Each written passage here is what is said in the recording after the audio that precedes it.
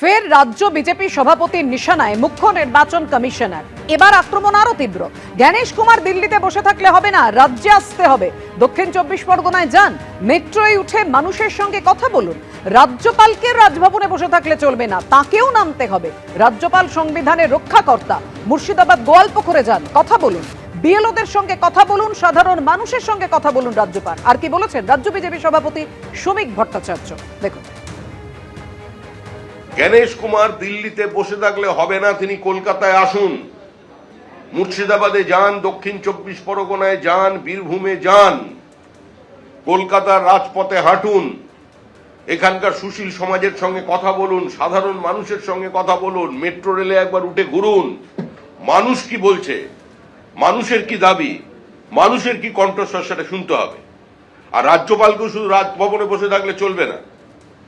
সংবিধানের তো রক্ষাকর্তা তিনি কাস্টোডিয়ান, তার নামে রাজ্য সরকার পরিচালিত হয়। তিনি একটু মুর্শিদাবাদ যান, তিনি গোয়ালপুকুর যান, তিনি দক্ষিণ 24 পরগনা, উত্তর 24 পরগনার বিভিন্ন জায়গায় যান, বিএলওদের সঙ্গে কথা বলুন, সাধারণ মানুষের সঙ্গে কথা বলুন। পশ্চিমবঙ্গে এখন সাংবিধানিক সংকট নয়, সাংবিধানিক ব্যবস্থাটা ভেঙে গেছে। যখন সুপ্রিম কোর্টও বলছে এখানে সংবিধান এখন প্রশ্ন চিহ্নের মুখে, যে ভাষায় কালকে সুপ্রিম কোর্ট পুরো পরিস্থিতির ব্যাখ্যা করেছে, তারপরে রাজ্যপাল রাজভবনের মধ্যে তাকে আবদ্ধ থাকলে চলবে না, তাকে বেরোতে হবে রাস্তায়। এবার বিতর্কের কেন্দ্রবিন্দুতে, রাজনৈতিক আকচির কেন্দ্রবিন্দুতে এসআইআর এর ফর্ম 7। 16, 17, 18, 19 জানুয়ারি কোন বিজেপির নেতা 10টার বেশি ফর্ম নিয়ে গেলে রবীন্দ্রসঙ্গীতের সঙ্গে একটু ডিজেও বাজিয়ে দেবেন। ফর্ম 7 নিয়ে বিজেপিকে এভাবেই হুঁশিয়ারি দিতে শোনা গেল অভিষেক বন্দ্যোপাধ্যায়কে। রাজ্যে এসআইআর সম্পূর্ণ করতে হবে, ফর্ম 7 জমা নিতেই হবে। ফর্ম 7 নিয়ে পাল্টা আক্রমণে বিজেপির রাজ্য সভাপতি শ্রমিক ভট্টাচার্য। দুদিন আগে তোমরা দেখেছো বাঁকুড়া একটা গাড়ি ধরা পড়েছে। 10,000 ফর্ম 7 তৃণমূলের ভোটারদের চিহ্নিত করে বিজেপির নেতারা গেছিল ইয়ারের কাছে ফর্ম জমা দেবে বলে, যাতে এদের তালিকা থেকে নাম বাদ যায়। আমরা লুকেছি। গতকাল কলকাতায় করতে এসেছিল একটা ওয়ার্ডে, আমরা লুকেছি। প্রত্যেক এইআরও আর ইআরও অফিসের বাইরে তৃণমূলের প্রতিনিধিরা থাকবে।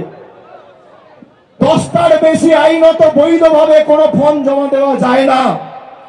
আর যদি কোনো বিজেপির নেতা ভাবে শেষ মুহূর্তে, ফর্ম জমা দেওয়ার শেষ তারিখ ছিল কাল, যেহেতু বিজেপি ফর্ম জমা দিতে পারেনি সময়সীমা বাড়িয়ে 19 তারিখ করেছে। আজকে কত তারিখ? 16, 17, 18, 19।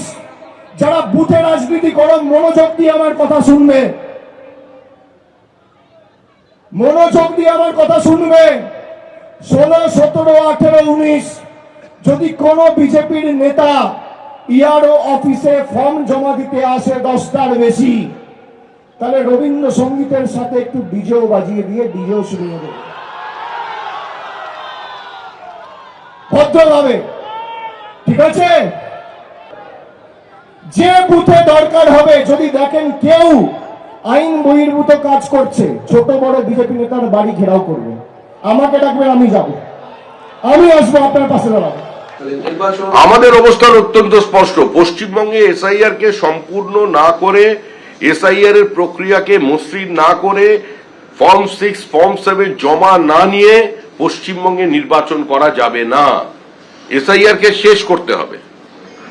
প্রত্যেক বিএলও টুর যে ফর্ম নিয়ে তারা যাচ্ছেন, যে কোনো রাজনৈতিক দলেরই হোক, সে তৃণমূল কংগ্রেস হতে পারে, বিজেপি হতে পারে, সিপিএম কংগ্রেসের হতে পারে, যে কোনো রাজনৈতিক দলের হোক, যখন আইন তাকে সেই অধিকার দিয়েছে ফর্ম 6 জমা করার, ফর্ম 7 জমা করার, সংযোজন এবং বিয়োজনের, বা কোনো জায়গায় তার নির্দিষ্ট সন্দেহ কিংবা প্রতিবাদটাকে রেজিস্টার করার অফিসিয়ালি, আজকে সেই সুযোগটাকে দিতে হবে। এবিপি আনন্দ, এগিয়ে থাকে, এগিয়ে রাখে।